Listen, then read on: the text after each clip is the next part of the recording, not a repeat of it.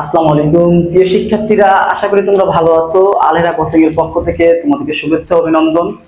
আজকে আমরা ইন্টারমিডিয়েটের অর্থাৎ এইচএসসি এর আইসিটি বইয়ের তৃতীয় অধ্যায় সংখ্যা পদ্ধতির প্রথম পাঠ নাম্বার সিস্টেম নিয়ে আলোচনা করব। দেখো, আইসিটি বইটা অনেকে অনেক প্যারা নেয়, অনেক টেনশন ফিল করে, অনেকে ভীতস্ত হয় এবং অনেকে খারাপ রেজাল্টও করে। কিন্তু আসলে আইসিটি অত কঠিন না এবং আইসিটি সাবজেক্টটাও এত প্যারাময় না। শুধুমাত্র একটু বুঝে বুঝে পড়তে হবে এবং শেখার সদিচ্ছা থাকতে হবে, সহজ করে শিখতে হবে। এর জন্য আমি বলি সবসময় সহজ করে শিখি, কঠিন করে শিখলে কোনো কিছু তোমাদের মাথায় ঢুকবে না। দেখো, আজকে আমরা আলোচনা করব সংখ্যা পদ্ধতি বা নাম্বার সিস্টেম। আসলে সংখ্যা পদ্ধতিতে কি? আমরা আমাদের দৈনন্দিন জীবনে একটা অনেক কিছু ব্যবহার করি যার একটা নির্দিষ্ট পরিমাপ দিই, যার নির্দিষ্ট একটা আনুপাতিক হার দিই বা একটা পরিমাণ দিই, যে 20টি কলম বা 20টি কলসি বা 5টি শার্ট। এই যে আমরা 5টি শার্ট 20টি কলম বললাম, বা আমরা যে বলি 20 কেজি চাল, এই যে এই সংখ্যাগুলো আসলে কিভাবে তৈরি হলো, সংখ্যাগুলো কেমন ভাবে আমরা লিখি, কোন সংখ্যাটা আসলে কি মান প্রকাশ করে, এই পদ্ধতি সিস্টেমকে হচ্ছে সংখ্যা পদ্ধতি সিস্টেম বলে বা নাম্বার সিস্টেম বলে। তো আসলে সংখ্যা পদ্ধতি সাধারণত দুই ধরনের আমরা প্র্যাকটিস করি, মানে দুই ধরনের আমাদের সংখ্যা পদ্ধতিতে রয়েছে। একটা হচ্ছে পজিশনাল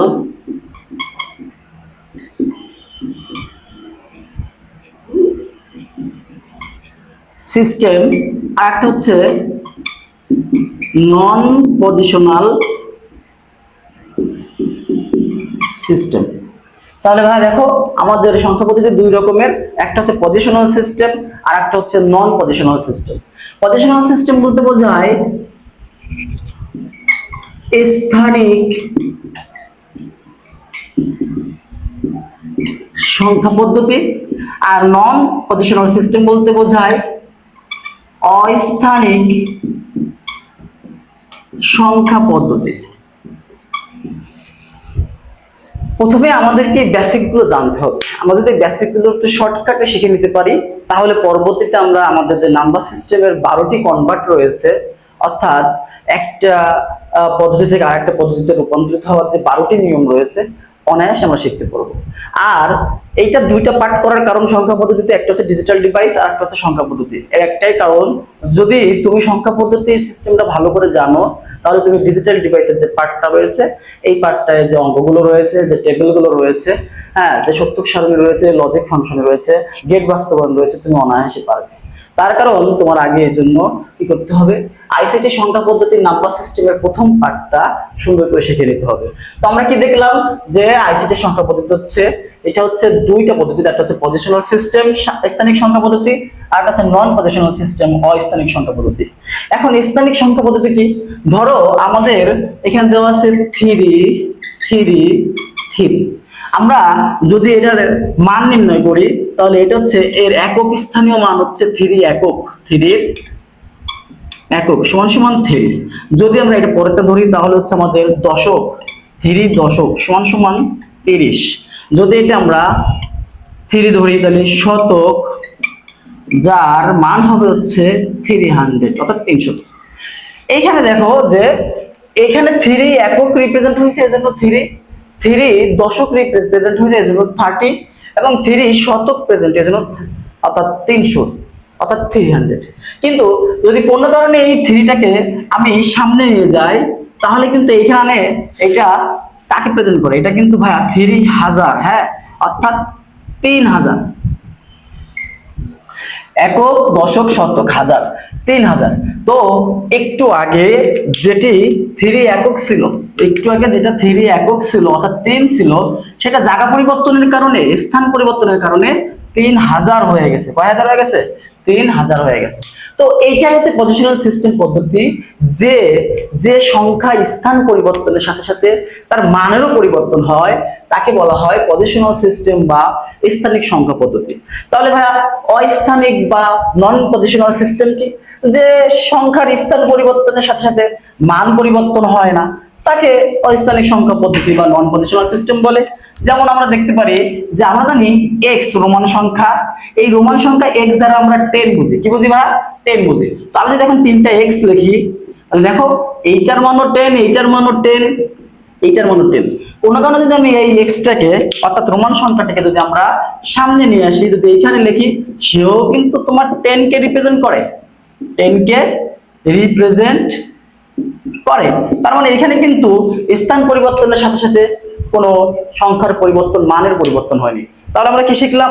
যে পজিশনাল সিস্টেম, স্থানিক সংখ্যা পদ্ধতি হচ্ছে যে সংখ্যা স্থান পরিবর্তনের সাথে সাথে মান পরিবর্তন হয়ে যায় তাকে পজিশনাল সিস্টেম বলে। আর নন পজিশনাল সিস্টেম কি? অস্থানিক সংখ্যা পদ্ধতি কি? যে সংখ্যা স্থান পরিবর্তনের সাথে সাথে মান পরিবর্তন হয় না তাকে বলা হচ্ছে নন পজিশনাল সিস্টেম। এখন আমাদের মূল যে কাজ, আমাদের অঙ্ক যে কাজগুলো আমরা করি টোটাল ওয়ার্ল্ড ওয়াইড পৃথিবীব্যাপী সংখ্যা পদ্ধতির যে কাজগুলো হয়, ম্যাক্সিমাম সবকিছুই কিন্তু এই পজিশনাল সিস্টেমের কাজগুলো হয়। তো পজিশনাল সিস্টেম আবার কয় প্রকার? পজিশনাল সিস্টেম আবার 4 প্রকার। এক, ডেসিমাল বা দশমিক সংখ্যা। 2, বাইনারি বা বাইনারি সংখ্যা। 3 নম্বর অক্টাল, অক্টাল সংখ্যা। 4 নম্বর হেক্সাডেসিমাল।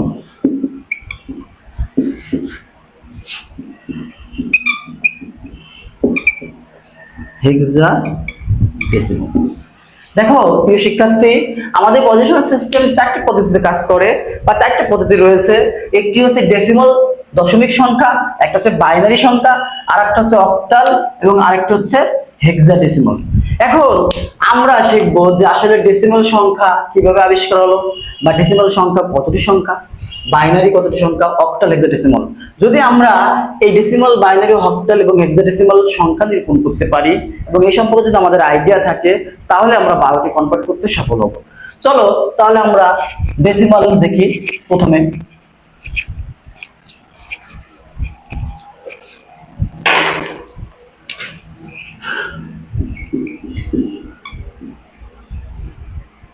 দেখো ডেসিমাল সাধারণত 0, 1, 2, 3, 4, 5, 6, 7, 8, 9। ডেসিমাল এই 9 পর্যন্ত আবিষ্কার হয়েছে। ডেসিমাল সংখ্যা কোন পর্যন্ত আবিষ্কার হয়েছে? 9 পর্যন্ত আবিষ্কার হয়েছে। কিন্তু এটা বলে দেখো, 0 থেকে যদি গুণ তাহলে 1, 2, 3, 4, 5, 6, 7, 8, 9, 10 কয়টি সংখ্যা হয়? 10টি সংখ্যা হয়। এই জন্য ডেসিমালের বেস, ডেসিমালের বেস কত ভাইয়া? ডেসিমালের বেস হচ্ছে 10। এজন্য ডেসিমালের বেস হচ্ছে 10, অর্থাৎ ডেসিমালের 10টি সংখ্যা রয়েছে, এইজন্য ডেসিমালের বেস 10। এতটুকু মনে রাখতে হবে যে কার বেস কত, আমাদের কিন্তু এটাই কাজে লাগবে পরবর্তী অঙ্ক করতে। তাহলে ডেসিমালের বেস কত? 10। এরপরে দেখো ডেসিমাল 9 পর্যন্ত আইসে আর আবিষ্কার হয়নি। এখন কি 9 পর্যন্ত থেমে থাকবে? এরপরে কি হবে না?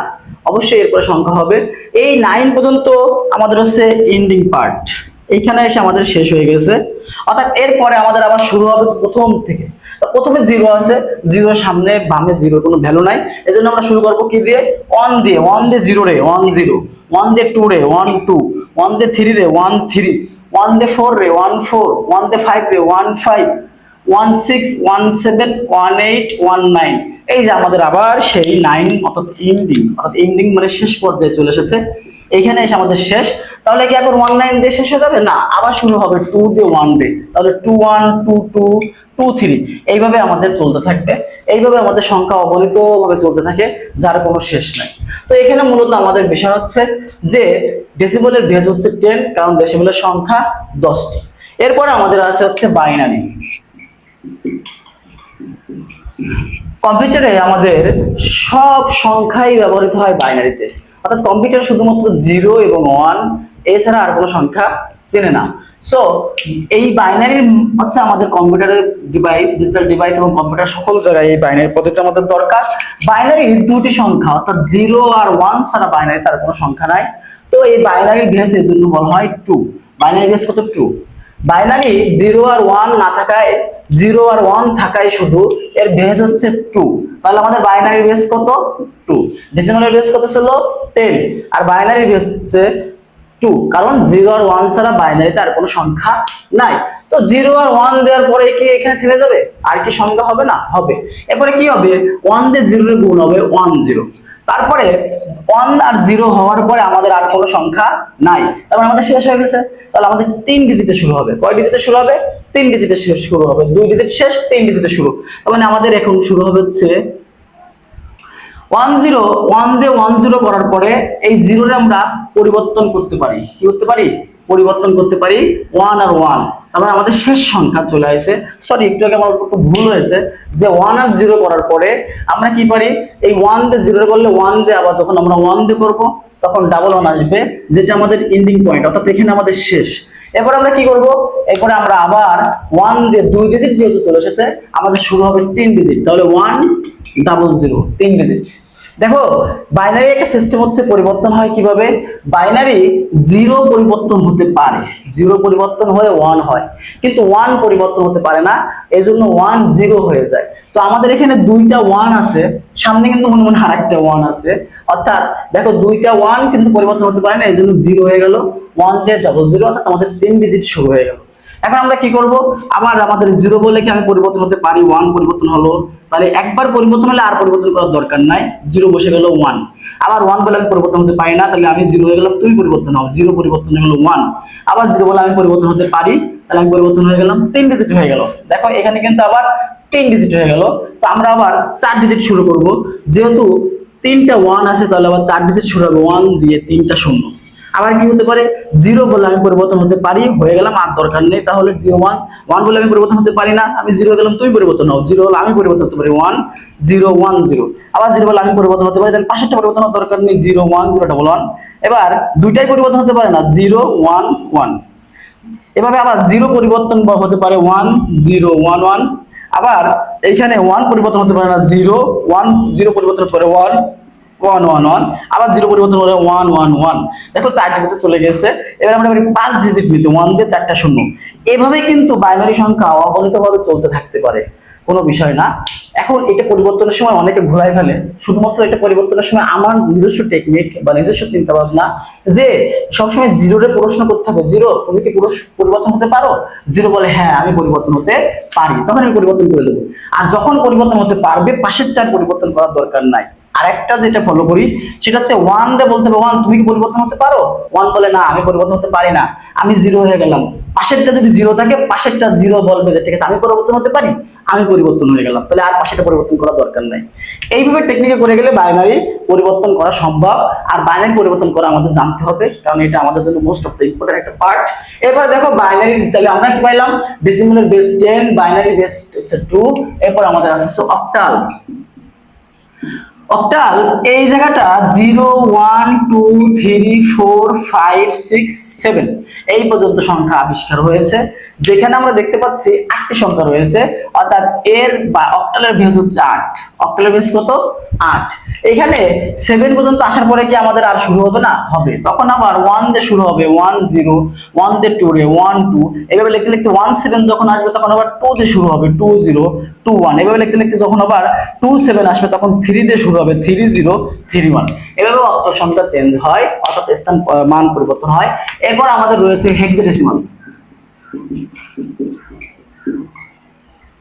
হেক্সাডেসিমাল 0 1 2 3 4 5 6 7 8 9, এরপরে A B C D E F, অর্থাৎ হেক্সাডেসিমাল এইখানে 9 আসার পরে তারপরে হচ্ছে A B C D E F সংখ্যা আবিষ্কার হয়েছে। তাহলে মোট দেখো কতটি সংখ্যা আবিষ্কার হয়েছে? 1 2 3 4 5 6 7 8 9 10 11 12 13 14 15 16। তাহলে আমরা জানি কি যে হেক্সাডেসিমালের সংখ্যা 16টি, এর জন্য হেক্সাডেসিমালের সংখ্যা বেস হচ্ছে 16। তার মানে এখানে যদি এফ আসে শেষ হয়ে যায়, তাহলে কি আমাদের আর শেষ শুরু হবে না? অবশ্যই হবে। তখন আবার 1 দিয়ে শুরু হবে, 1 0 1 2 1 3 1 4। এভাবে যখন আমাদের চলে আসবে 1f পর্যন্ত, তখন আমাদের আবার শুরু হবে 2 0 2 1 2 2, এভাবে শুরু হবে। তো প্রিয় শিক্ষার্থীরা, দেখো আমরা কি শিখলাম? আমরা শিখলাম হচ্ছে সংখ্যা পদ্ধতি হচ্ছে দুই প্রকার, পজিশনাল সিস্টেম এবং নন পজিশনাল সিস্টেম। পজিশনাল সিস্টেম আবার 4 প্রকার, একটা হচ্ছে ডেসিমাল, দুই নম্বর হচ্ছে বাইনারি, অক্টাল এবং হেক্সাডেসিমাল। তো আমরা কি দেখলাম? ডেসিমালের সংখ্যা 10টি হওয়ায় তার বেজ হবে 10, বাইনারি সংখ্যা 2টি হওয়ায় তার বেজ হবে 2, অক্টালের সংখ্যা 8টি হওয়ায় তার বেজ হবে 8, হেক্সাডেসিমাল সংখ্যার বেজ বা সংখ্যা 16টি হয় তার বেজ হবে 16। আমাদের এই বেজটা কিন্তু মনে রাখা লাগবে। এখন একটা জিনিস হচ্ছে যে এই যে স্থান পরিবর্তনের যে ব্যাপারটা, আমি নন পজিশনাল বলছিলাম যে সংখ্যা পরিবর্তন, জায়গা পরিবর্তনের সাথে সাথে মানের পরিবর্তন হয়ে যায়, অর্থাৎ স্থান পরিবর্তনের সাথে সাথে আমার সংখ্যার মানের পরিবর্তন হয়ে যায়। সেটা আমরা কিভাবে দেখবো, আসো একটু দেখি।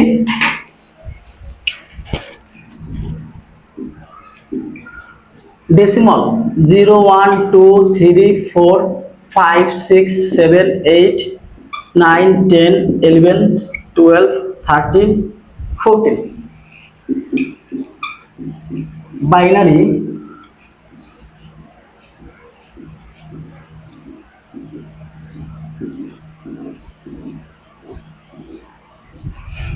0 1 1 0 1 1 1 0 0 1 0 1 1 1 0 1 1 1 1 দিয়ে 3টা 0 1 0 0 1 1 0 1 0 1 0 1 1 1 1 0 0 1 1 0 1 1 1 1 1 সরি 1 1 0। আবার আরেকটা লিখি, 15 পর্যন্ত লিখি 1 1 1 1। এরপর আছে আমাদের কি বাইনারি গেল, এরপর আছে আমাদের হচ্ছে অক্টাল। অক্টাল অক্টাল রয়েছে আমাদের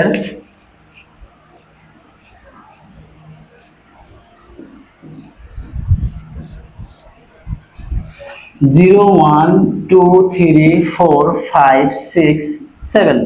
তারপর আছে 1 0 1 1 1 2 1 3 1 4 1 5 1 6 1 7।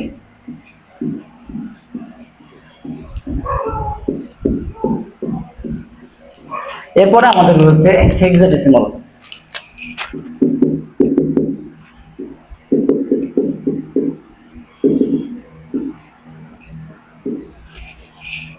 হেক্সাডেসিমাল, তো হেক্সাডেসিমাল আমাদের কি রয়েছে